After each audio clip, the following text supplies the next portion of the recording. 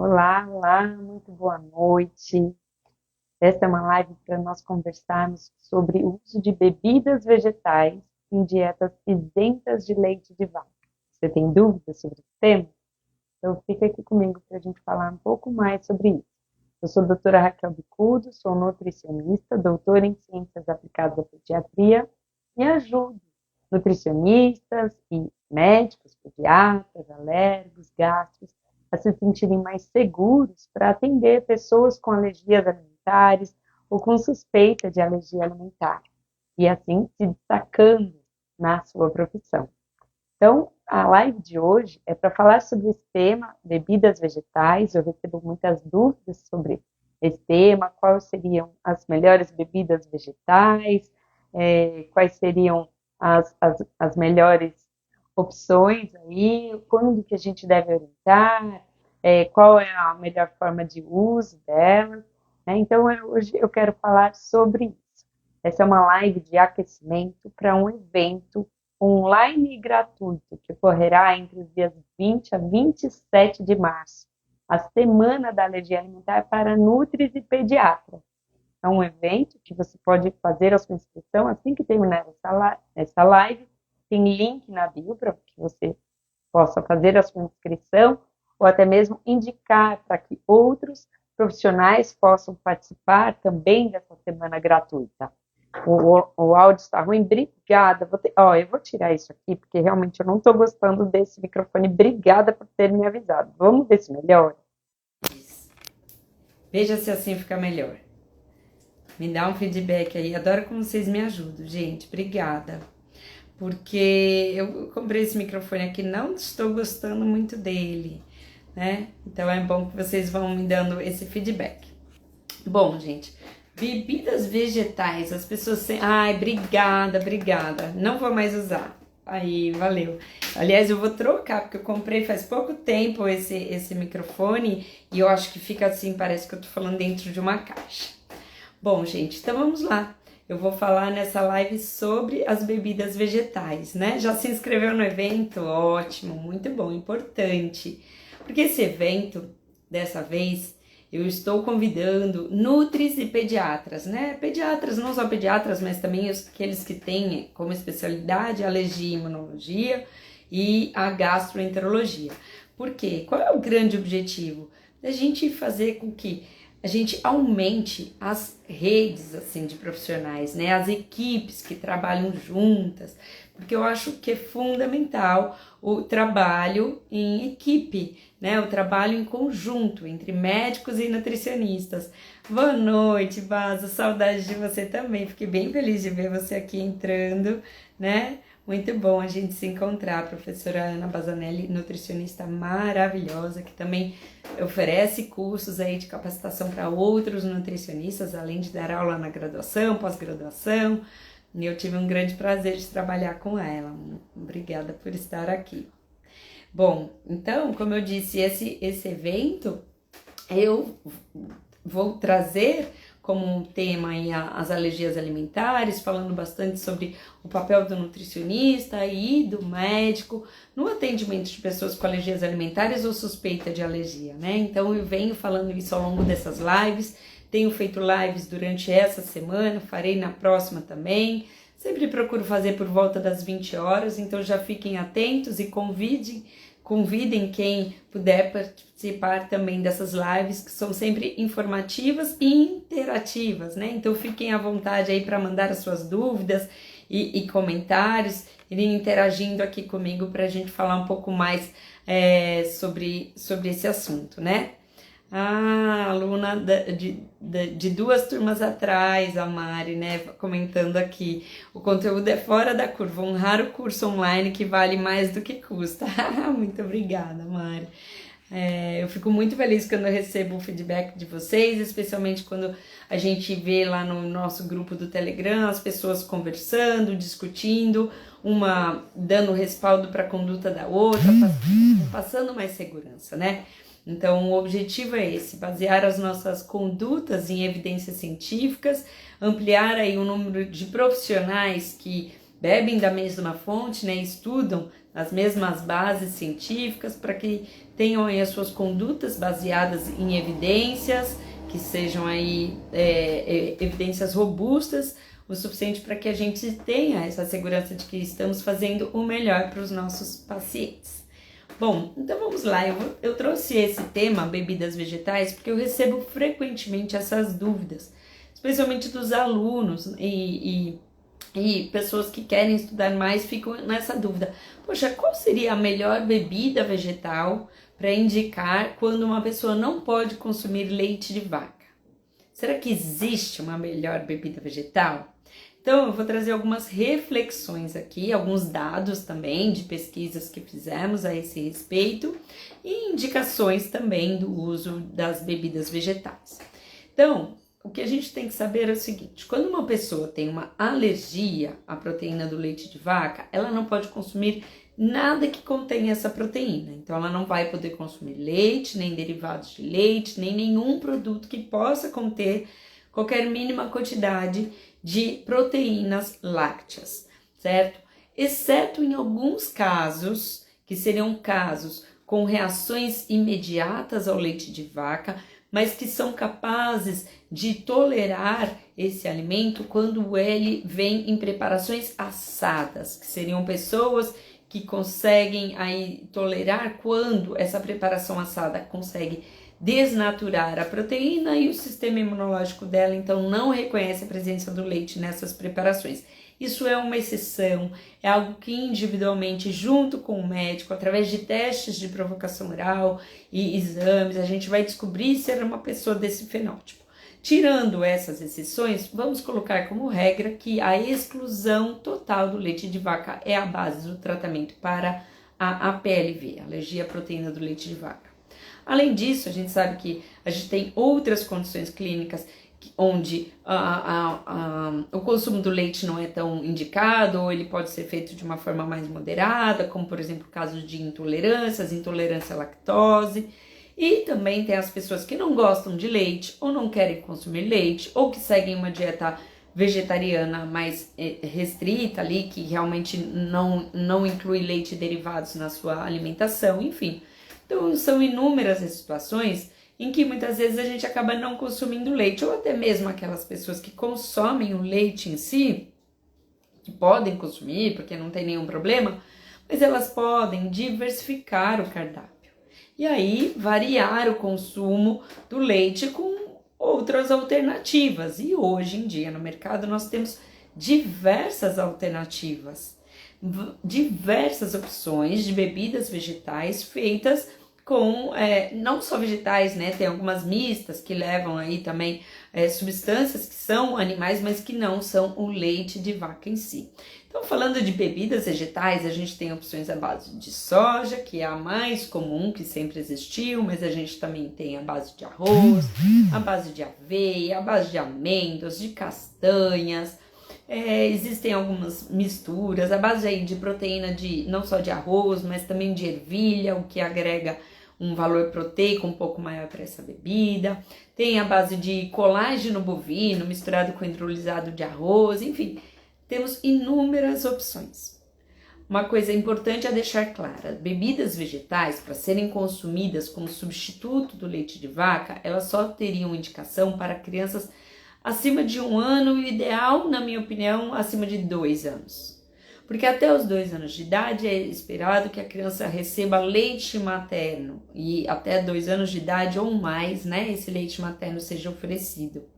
Quando a gente fala de lactentes, bebês então que deveriam receber leite materno, nós não vemos bebidas vegetais como uma opção nutricionalmente adequada para substituir o leite materno.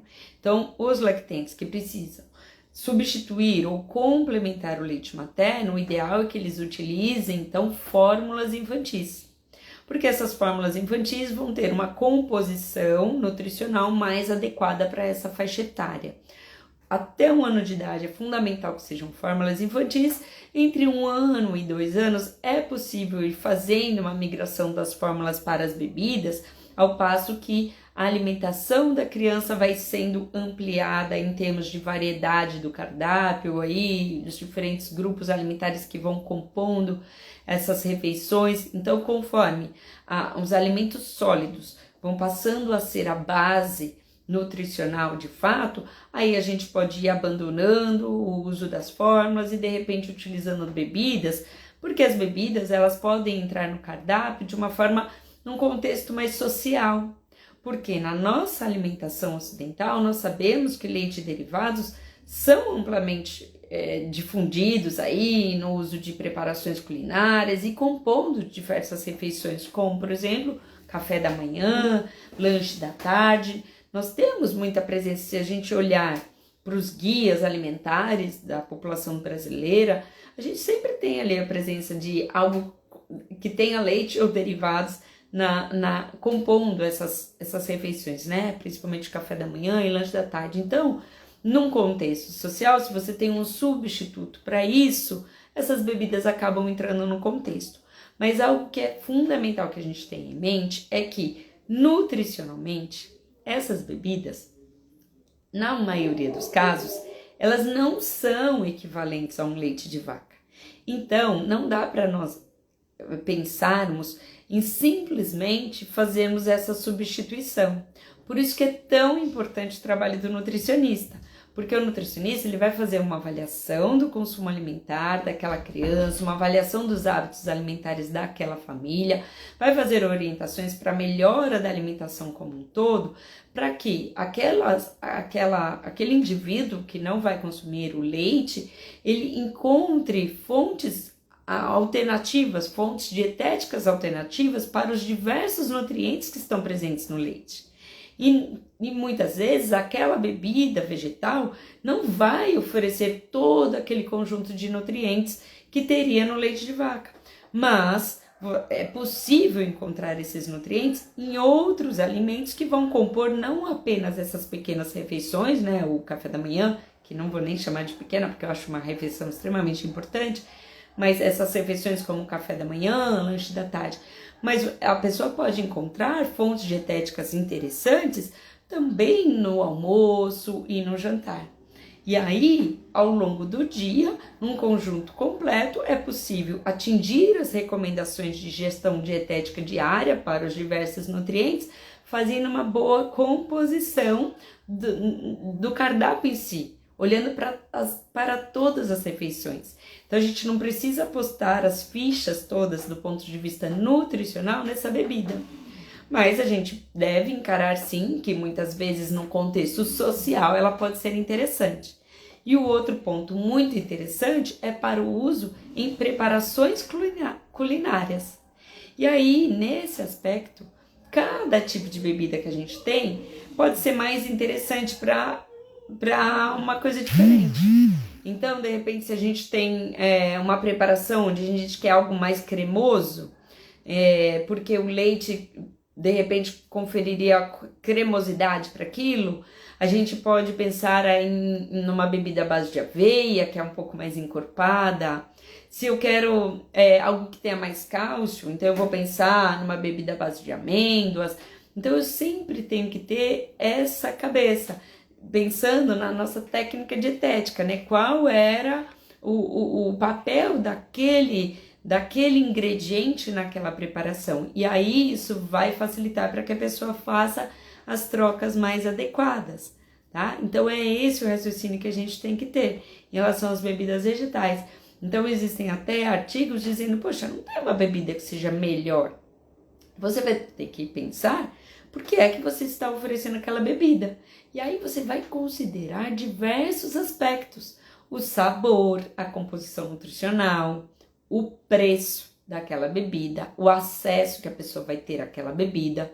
Vai ter que considerar aspectos microbiológicos, né, da segurança sobre aquela bebida, porque às vezes nem sempre uma preparação caseira vai ser segura, porque dependendo da técnica que a pessoa utilizar, isso pode não ser tão interessante pensando no aspecto microbiológico, né? A gente sabe muitas vezes que aquilo vai ser feito em grande quantidade, não sabemos exatamente as condições de armazenamento, Essas bebidas caseiras muitas vezes não vão ter ali a opção de ter a adição de micronutrientes que poderiam agregar valor nutricional para aquela bebida.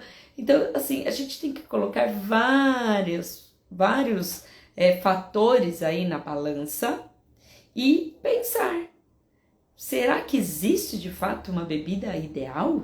A melhor marca? O melhor tipo de bebida? Se você pensar, você vai ver que não.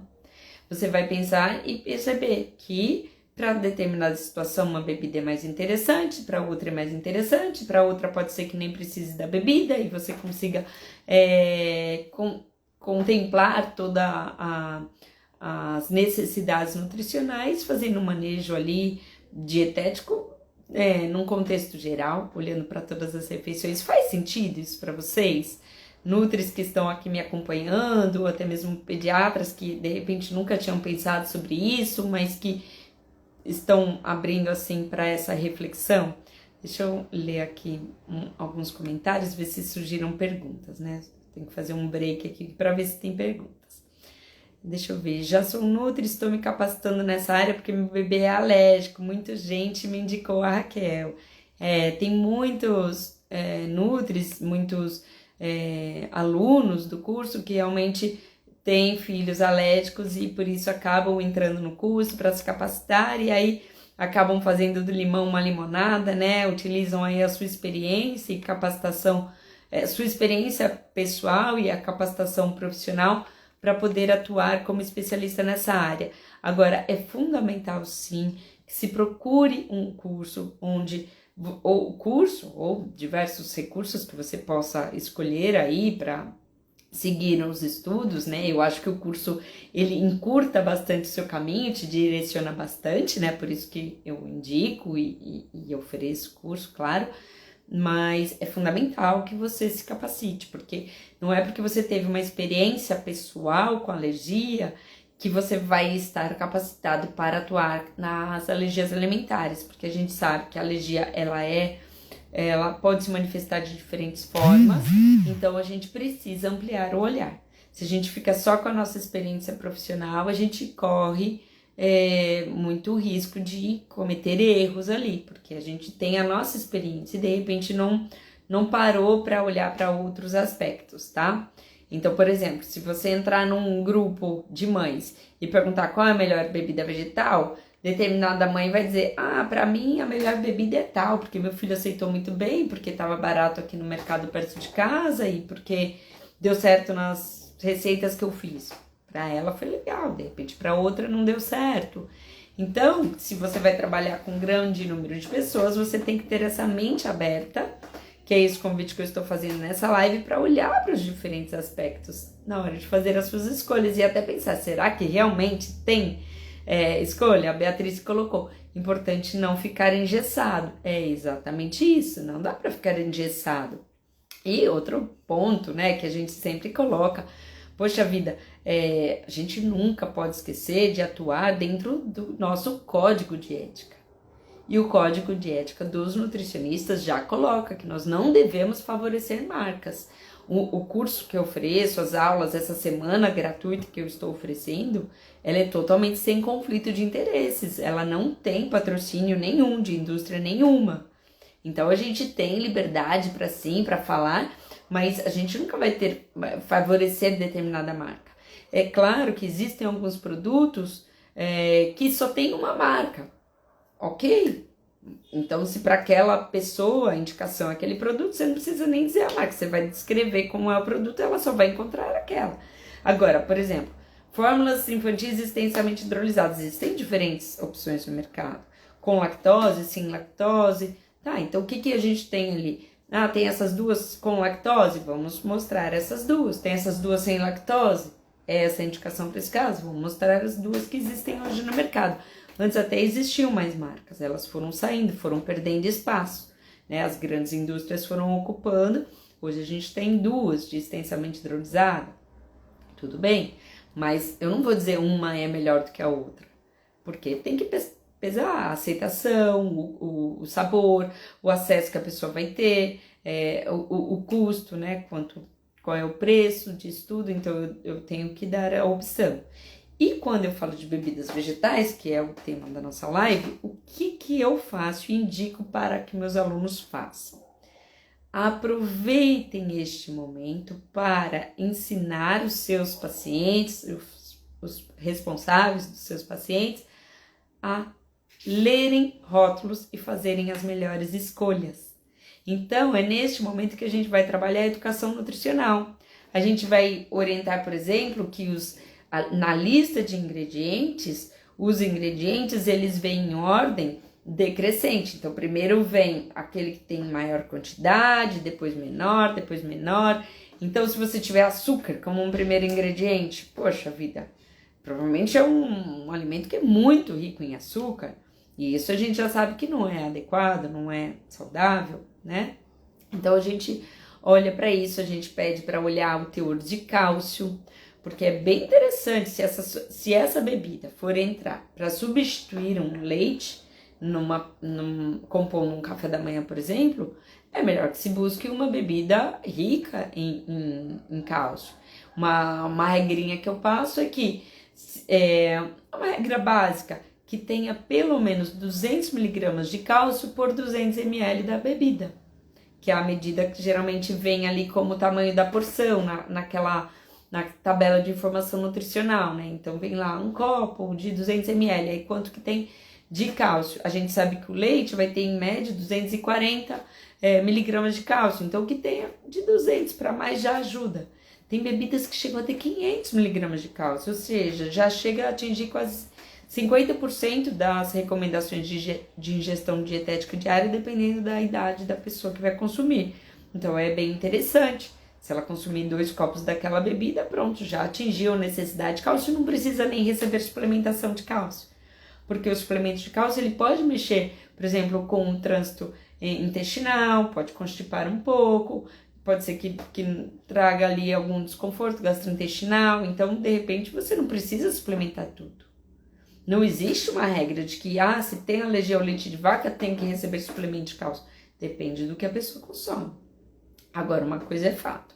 Se a pessoa não consome bebidas vegetais enriquecidas com cálcio ou naturalmente ricas em cálcio, como é o caso das bebidas à base de amêndoas, se ela não consumir essas bebidas, dificilmente ela vai conseguir atingir as recomendações de ingestão dietética diária de cálcio apenas através dos alimentos sólidos. Mesmo que as verduras verdes escuras sejam ricas em cálcio, gergelim, castanhas, amêndoas, enfim, mesmo que tenhamos ali diferentes fontes, né, a sardinha com espinha e tal, dificilmente ela vai conseguir todos os dias atingir as recomendações, porque são muito altas, né? A partir de 3 anos de idade, 700 miligramas, depois já começa a aumentar cada vez mais, 1000 miligramas de cálcio. Então, entre 1 e 3 anos, 700 miligramas, desculpa, né? Antes de 1 ano é muito fácil. Mas depois já começa, quando a criança começa a andar, já começa a aumentar a necessidade de cálcio.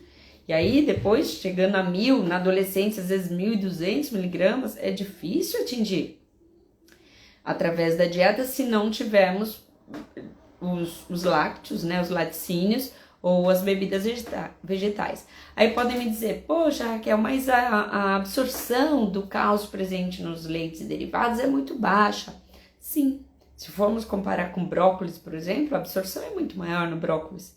Porém, quanto que a gente tem que comer de brócolis, gente, para conseguir atingir toda essa necessidade? Não é fácil. Para quem já fez cálculo de dieta, sabe que não é fácil. Então, assim, Nutris, faça um exercício aí calcula um cardápio, calcula um dia alimentar aí, tire suas próprias conclusões. Não venha simplesmente perguntar, doutora Raquel, qual que é a melhor bebida vegetal?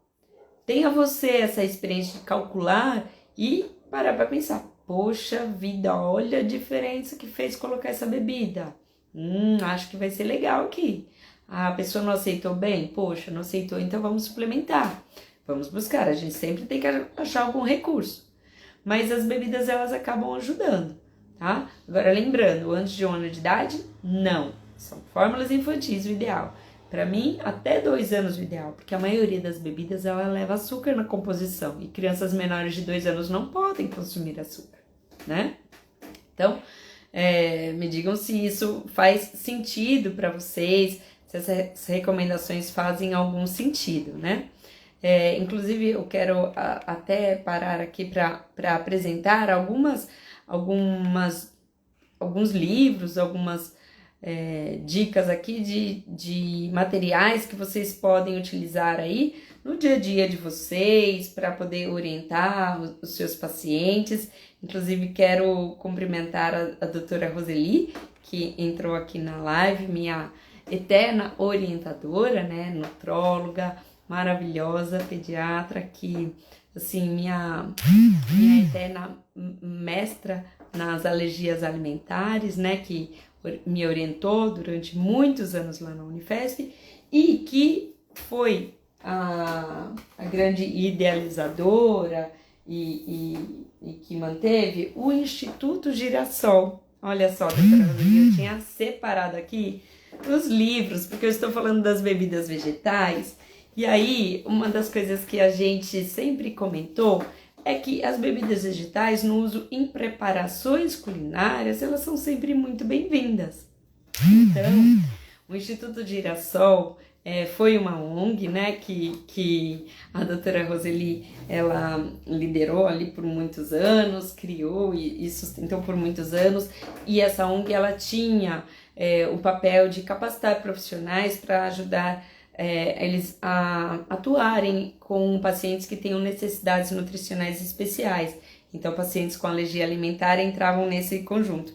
E aí, eles fizeram algumas publicações de livros de receitas para crianças com alergias alimentares. Então, tivemos aqui, ó, receitas culinárias para criança com alergia alimentar, né? E diversas receitas aqui. Essa daqui foi a primeira versão do livro que foi publicada em 2008, né? Eu estava já junto com essa equipe participando do nascimento desse primeiro. Depois eles fizeram a versão festas, então as receitas culinárias para crianças com alergia alimentar, versão festas, que foi o segundo livro. Aí o terceiro livro de receitas foi um que a Elaine, uma colega querida, nutricionista, que foi minha aluna na graduação, orientei o TCC dela na área de alergias alimentares, depois veio fazer um mestrado, doutorado, defendeu o doutorado recentemente, né, e contribui muito na área da pesquisa e da alergia alimentar, e ela desenvolveu as receitas para esse aqui, ó, receitas culinárias para crianças com alergia a múltiplos alimentos. A Helene desenvolveu, testou todas essas receitas,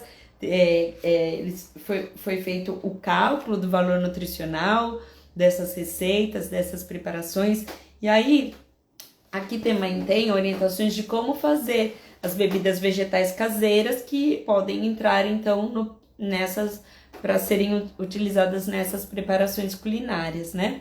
Então, assim, super recomendo, uso muito, né? No meu curso eu acabo disponibilizando o PDF para que os meus alunos também utilizem isso na prática.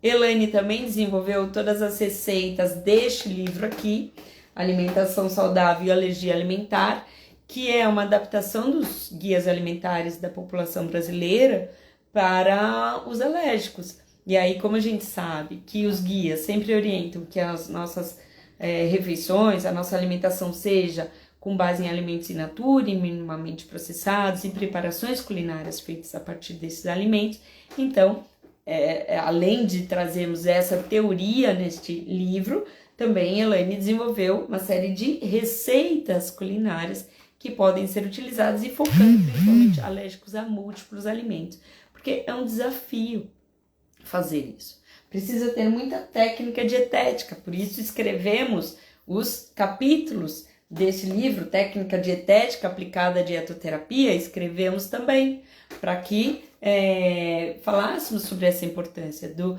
nutricionista pensar qual é a função daquele ingrediente naquela preparação, para daí pensar então qual seria o melhor substituto.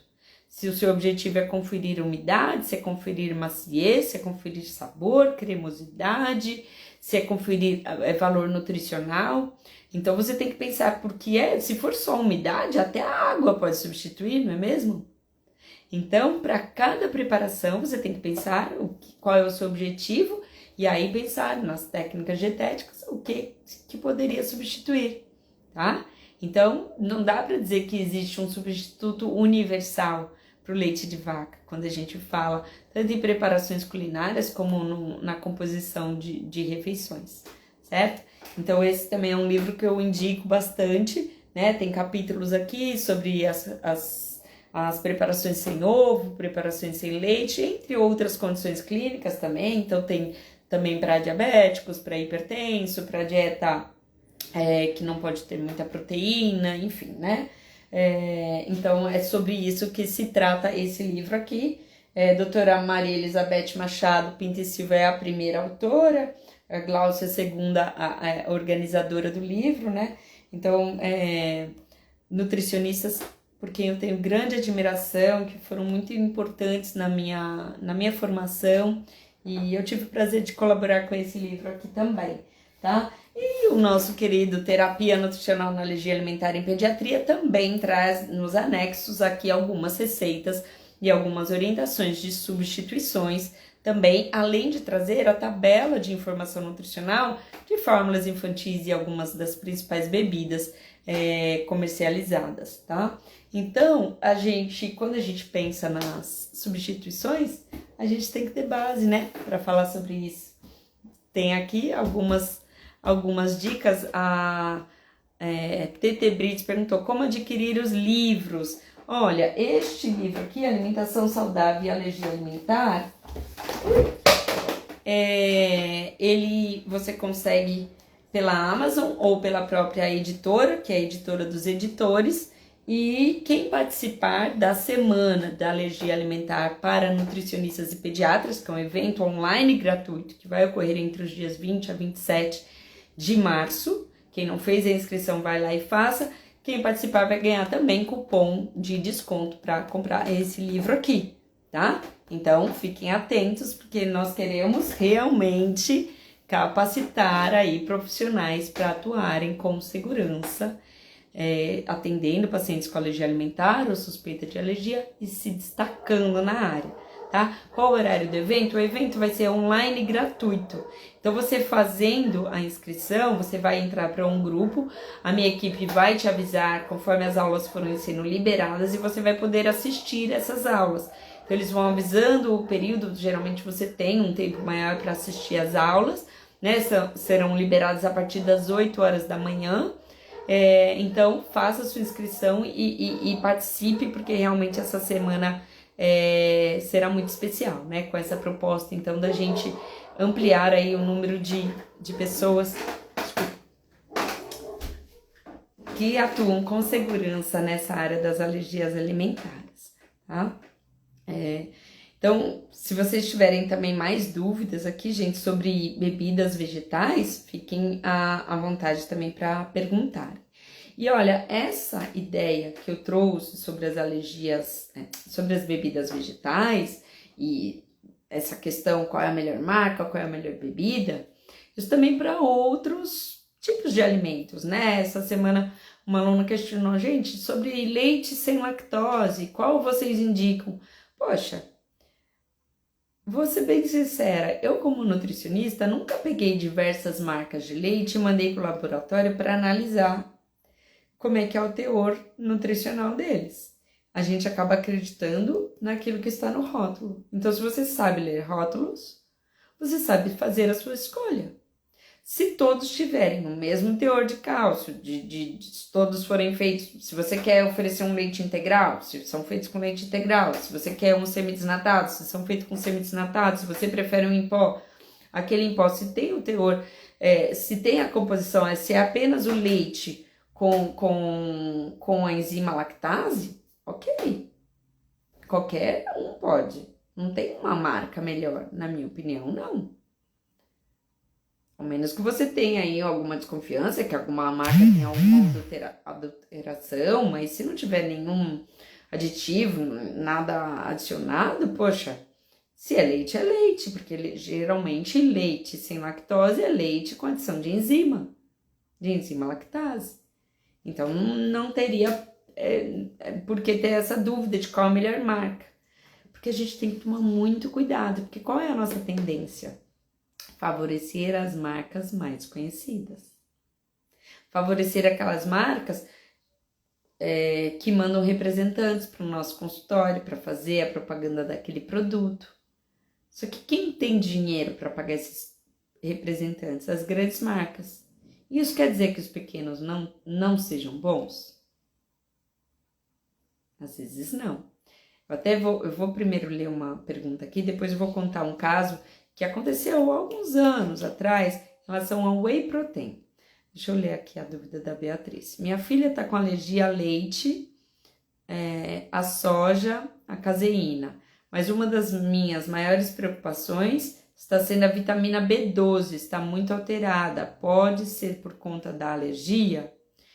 Não, é assim, eu precisaria fazer alguma avaliação individual, eu precisaria passar mesmo por consulta para que eu pudesse olhar os exames e avaliar o consumo alimentar, verificar se está alterada para mais, para menos, qual que é essa alteração, olhar o hemograma, ver se já tem alguma repercussão em algum tipo de anemia, se tem algum sinal de anemia megaloblástica, olhar outros exames para verificar se tem outras alterações aí, e aí tirar algumas conclusões, né?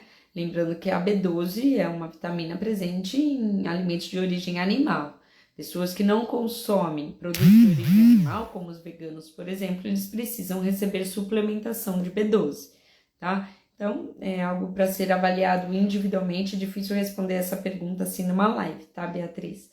Então, caso você queira passar em consulta, algo assim, no link da bio também tem um link para você falar comigo no WhatsApp, para marcar uma consulta, agendar o seu horário, tá? Para agendar o horário de consulta individual mesmo, certo? Então, deixa eu ler aqui. Legal, estarei na semana, sou nutri, fiz residência em pediatria. Perfeito, precisa. Hoje em dia, gente, não tem como trabalhar com nutrição materno-infantil e não entender de alergia alimentar. Quem trabalha com pediatria, seja nutri, seja o próprio pediatra, né? Se não entender de alergia alimentar, vai perder paciente. Por quê, gente? Cerca de 6% das crianças têm alergia alimentar, essa é a estimativa. É muita criança e a gente não tem um número suficiente de profissionais capacitados para atender essa demanda. Tem pessoas que acham que entendem de alergia, mas quando a gente já vê a batelada de exames que solicitam para saber se a pessoa é alérgica, e quando às vezes nem tem história para solicitar esses exames e já sai solicitando, a gente já fala, será que entende mesmo de alergia? Será que está sabendo o que está fazendo? Inclusive, esse é um tema que será debatido em uma das lives aqui. Se vocês tiverem mais sugestão de temas que vocês queiram que eu traga para a live, fiquem à vontade também para sugerir, porque eu acho que é bem importante aqui atender essas demandas, né? Trazer reflexões sobre esses principais temas. Mas, gente, realmente, olha, hoje em dia é necessário fazer essa capacitação, tá? Para poder atuar com crianças. Então, se você é nutri, participe dessa semana da alergia alimentar para nutri. Se você é pediatra, participe. Se você é alergista, se você é gastro, participe. E se você é mãe e o pediatra ou o especialista que acompanha o seu filho, sua filha, se ele não tem essa formação, indique para que ele tenha essa formação. Por quê? O que a gente quer? Que nutris e pediatras comecem a entender juntos sobre esse assunto. E entendam qual é o papel de cada um nos cuidados desses pacientes, tá? E aí, se os profissionais falam a mesma língua, o paciente ele é melhor assistido. Então, na hora de orientar uma bebida vegetal, não dá para um pediatra olhar e perguntar pro colega nutri, ai colega, qual bebida eu indico? Qual fórmula eu indico? Ah, tá bom, vou passar essa daqui. Isso não existe, gente, é totalmente fora de contexto. Porque é necessário fazer a avaliação do consumo alimentar para você pensar até se precisa ou não precisa daquilo ali. Porque sabe um grande erro que acontece? Um grande erro é as pessoas não focarem na educação nutricional, não focarem na importância de ensinar essa criança a comer bem, essa família a comer bem, e aí tentar apostar as fichas todas numa bebida ou numa fórmula infantil. E aí começaram a utilizar essa bebida ou essa fórmula ou esse composto alimentar como se fosse uma muleta. Ah, não sabe comer? Usa isso aqui enquanto você aprende a andar. Só que na verdade você acaba, se você não trabalhar a educação nutricional, essa pessoa não vai conseguir nunca comer direito. E vai sempre precisar dessas fórmulas mágicas, desses alimentos mágicos. E não é isso que é para acontecer. Não é para tentar basear em um alimento mágico. A gente tem que ter a alimentação variada, completa, rica ali em alimentos de verdade. Essa tem que ser a base. E não a bebida, e não a fórmula, não o composto. Fórmula para lactentes que ainda não comem alimentos sólidos, estão ainda numa fase de introdução alimentar, ampliando ali a sua variedade de cardápio, sim. Mas a partir dos 2 anos a gente quer que as crianças já comam comida de verdade. E aí essa bebida, ela vai entrar ali talvez num contexto, como eu coloquei no início da live, para deixar essa refeição mais perto do que é o nosso hábito alimentar, socialmente falando, assim, né? Pensando na alimentação dos brasileiros, e talvez para agregar cálcio, proteína, algo do tipo. Agora, a vitamina A que teria no leite integral, eu vou encontrar em alimentos ricos em beta-caroteno, vou encontrar no fígado, vou encontrar na gema de ovo, caso a pessoa possa consumir. A vitamina B12, vou encontrar em outros alimentos de origem vegetal. As proteínas de alto valor biológico, eu vou encontrar nas carnes, nos ovos, vou encontrar na combinação ali de cereais com leguminosas. Então, eu tenho que pensar em a vitamina D, talvez eu tenha que suplementar, além de fazer a exposição solar. Vitamina D eu vou suplementar. A riboflavina vou encontrar ali nos cereais integrais. Então, eu não vou encontrar tudo isso numa bebida vegetal. Por isso que é tão importante ensinar as pessoas a comerem bem. Eu falei que ia comentar um caso que aconteceu uma vez em relação ao whey protein, vou comentar rapidinho. Há um tempo atrás, uma pessoa, eu não sei se foi uma pesquisa científica, se foi curiosidade o que aconteceu, mas eu lembro que houve uma situação em que pesquisadores, pessoas, eu não sei se eram pesquisadores exatamente, mas isso veio à mídia, assim, né? Eles resolveram analisar diferentes marcas de whey protein, né? Concentrado proteico ali do soro do leite. E aí, eles foram ver se realmente a composição, mandaram para análise, e foram ver se a composição era de fato aquilo que estava no rótulo. E aí eles encontraram que várias marcas famosas tinham muito menos proteína do que dizia e tinham um teor de maltodestrina, de outros ingredientes adicionados, de forma que não tinha realmente aquela quantidade de proteína por porção em várias marcas famosas. E encontraram as marcas não tão famosas que tinham uma composição prometida no rótulo. Então, o que eu quero dizer com isso é, antes marcas famosas eram orientadas, porque as pessoas, esse aqui é o mais famoso, todo mundo compra, esse aqui é mais caro, então deve ser o melhor. E de repente, quando mandaram analisar, falaram, caramba, não é bem assim. E então, eu trago esse exemplo para falar sobre essa questão das bebidas, dos compostos alimentares, porque me perguntam muito, qual é o melhor? E eu digo, poxa, eu não mandei nenhum para análise. Se eu não mandei para análise, como é que eu posso dizer esse aqui é melhor? Só porque o representante me visitou? Não, então o máximo que eu posso fazer é o quê? Comparar os rótulos e olhar se esses daqui têm a mesma composição, pode ser qualquer um deles. Não importa se um é uma marca mais conhecida e o outro menos conhecida. Certo? Essa, pelo menos, é a minha opinião, tá? Deixa eu ler aqui mais um comentário.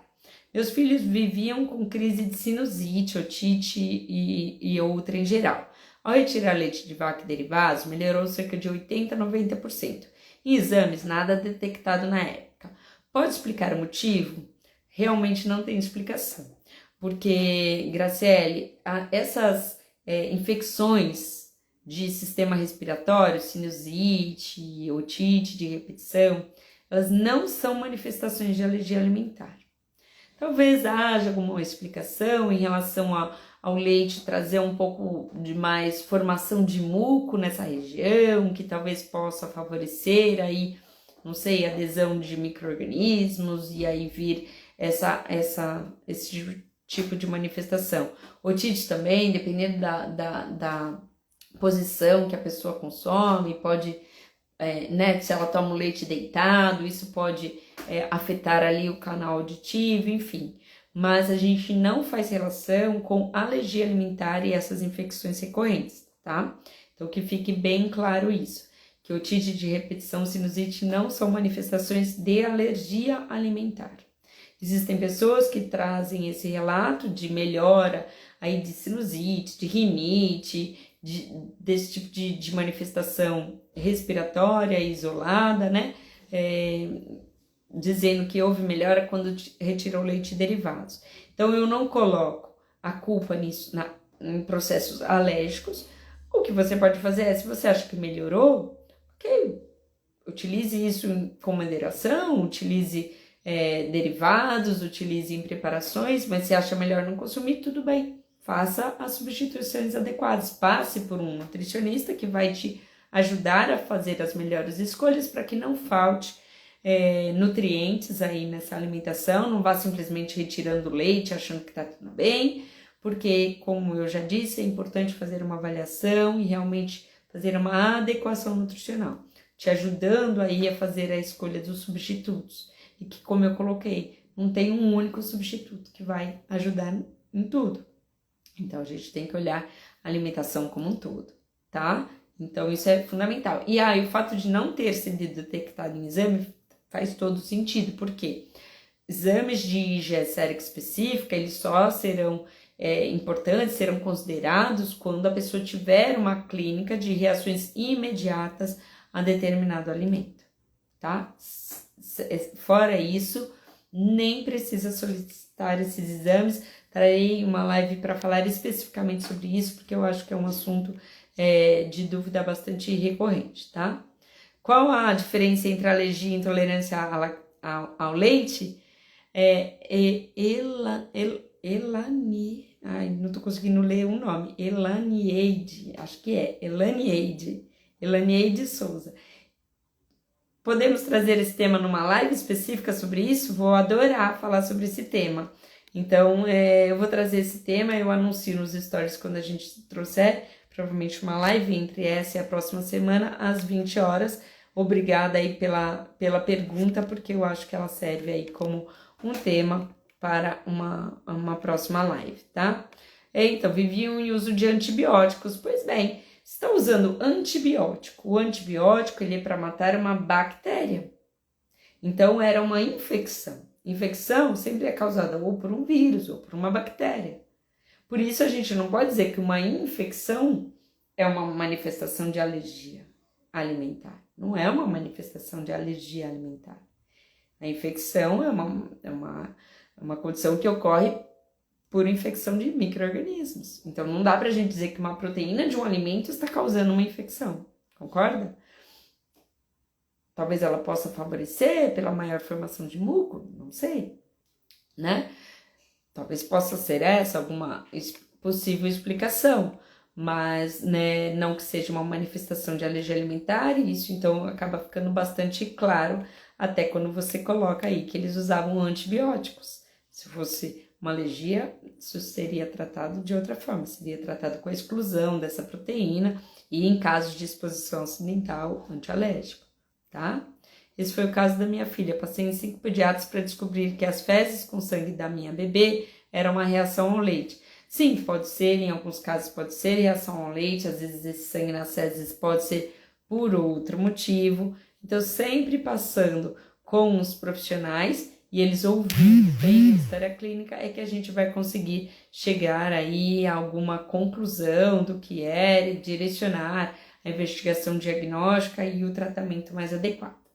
Raquel, na dúvida de intolerância ou a PLV, a melhor seria a fórmula infantil de soja?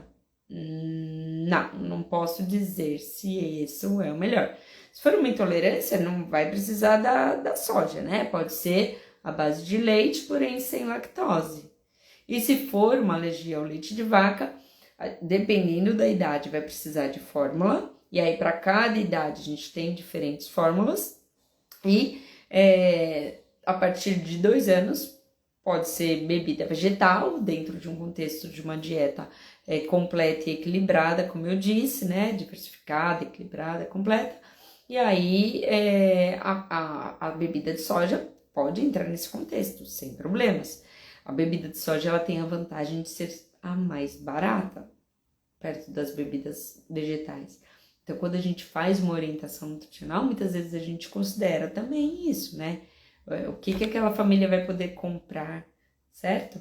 E não tem contraindicações para o uso dessas bebidas, então eu não posso te dizer qual é a melhor. Essa palavra, o melhor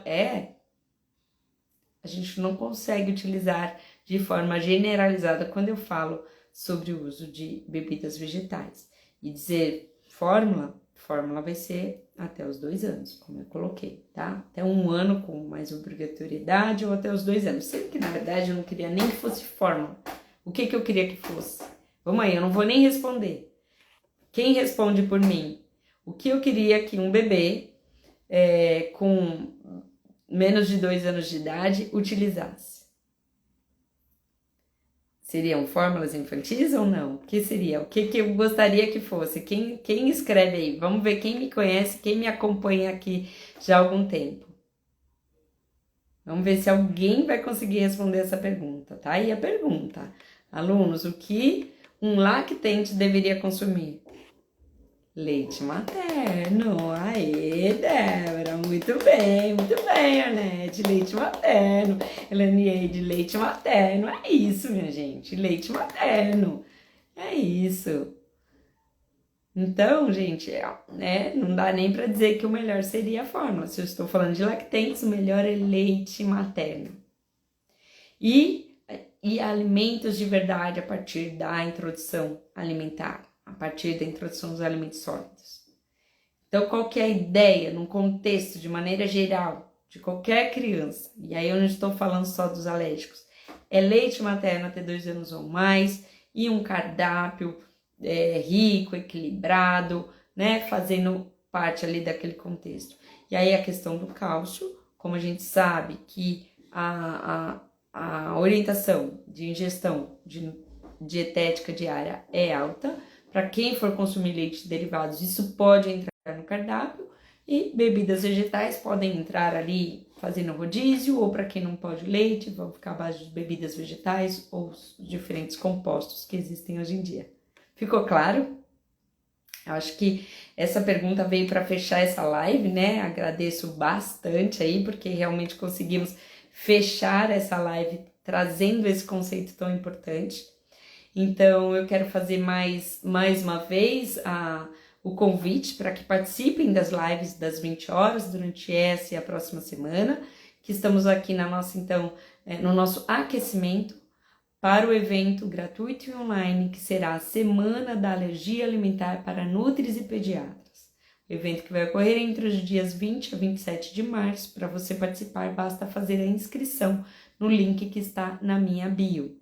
Tá? Então, faça a sua inscrição e indique para quem você sabe que vai se beneficiar com esse conhecimento, vai conseguir aí atender pacientes com mais segurança, ter uma conduta mais adequada e se destacar na profissão por ajudar, de fato, outros pacientes, tá certo? Então, muito obrigada pela participação. Ana Lúcia, obrigada a todos que participaram. Vou pedir para vocês, olha, eu vou contar até 3, vou fazer um sorriso, para vocês poderem fazer um print da tela e divulgarem essas lives falando, olha, doutora Raquel está fazendo lives às 20 horas, não percam as próximas lives, venham participar e participem vocês também, tragam as suas dúvidas, tá? Então, eu trarei aqui como foi indicado, vou falar sobre exames, vou falar sobre a diferença de alergias e intolerâncias, e quem tiver mais sugestões de temas também, pode me mandar direct, eu vou gostar muito de ouvir a sugestão de vocês, tá bom? Então vamos lá, quem puder fazer o print da tela e depois me manda um joinha ou alguma mensagem aí dizendo que conseguiu fazer o print, tá bom? Então vamos lá, 1, 2, 3. Muito obrigada, gente. Olha, boa noite para vocês. Espero que tenham gostado dessa live. Um grande beijo e até amanhã.